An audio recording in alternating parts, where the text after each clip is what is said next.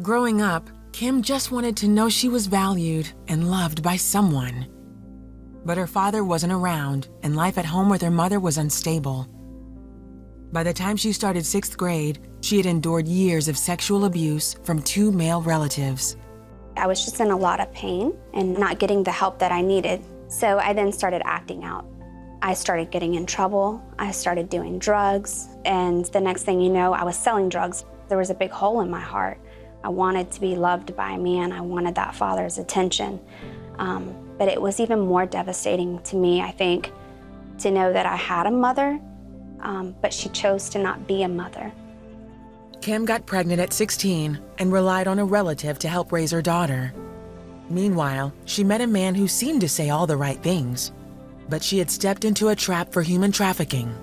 One of the first things that he commented to me was, "You are beautiful." Those were 3 words that I had never heard my entire life from people that were supposed to love me. And so it literally only took the 3 words to draw me in closer to him. The man groomed her for 3 weeks, buying her nice things and making promises.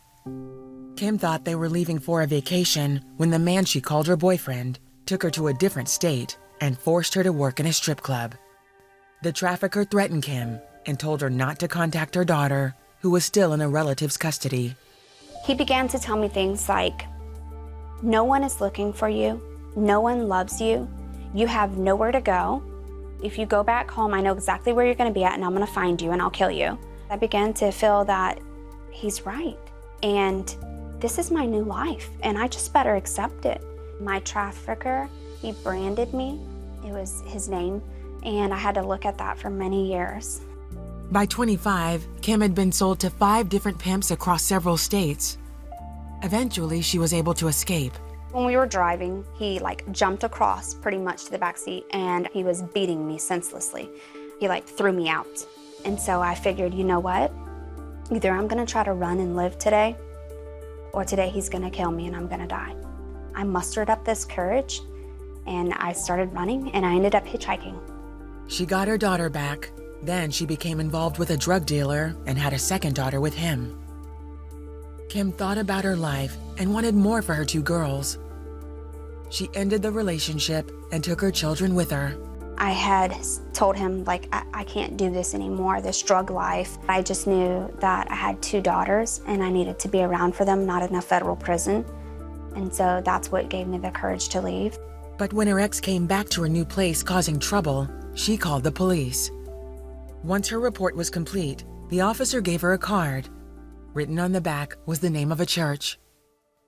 Broken and looking for hope, Kim decided to attend Sunday service.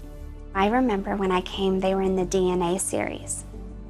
And it was all about identity, who you are in Christ. If your mother and father leave you and you're abandoned, how the Lord adopts you into his family. You are loved, you are valuable, you are accepted. They were talking about this love, a love that I had never known, but I had wanted. Kim began studying the Bible and kept coming back to church each Sunday. Then she opened her heart to receive God's love. She said the salvation prayer and was baptized.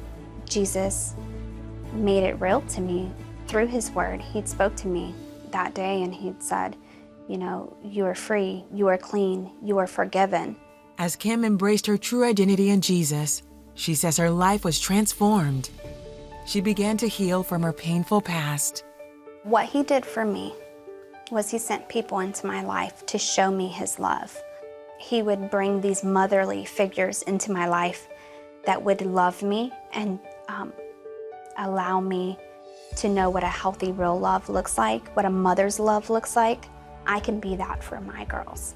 I can give them the love, the affection, the attention, and I can have the beautiful relationship and watch them blossom into these beautiful young women. Kim says when she realized God's unconditional love, she found her true identity and freedom. Today, she treasures spending time with her daughters and is an advocate for human trafficking victims. Now I know that my story has a purpose. So I went through all of what I went through so that he could use me to glorify his kingdom. God is our healer. He's no respecters of persons. What he did for me, he'll do for another. It's just all about surrender in the heart.